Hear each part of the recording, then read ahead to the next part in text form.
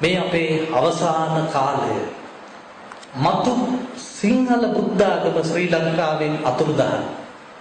කල්පිටියට මම ගියා ගිය සතියේ. කල්පිටිය දූපතක්.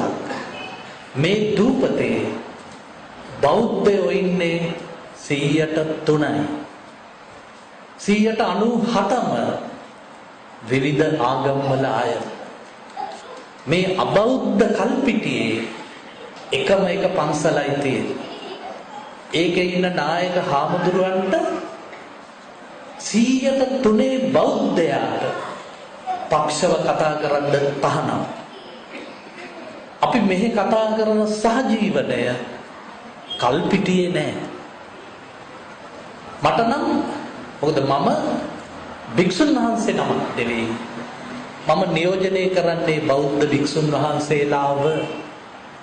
ඔබ වහන්සේලා නැති දාක බුදු පිළිමයට කල හැක්කක් නෑ මේ රටේ. අනිවාර්යයෙන්ම බෞද්ධ භික්ෂුව අතුරුදහන්ද ශ්‍රී ලංකා අනාගතය සම්පූර්ණයෙන්ම වෙනස් වෙනවා.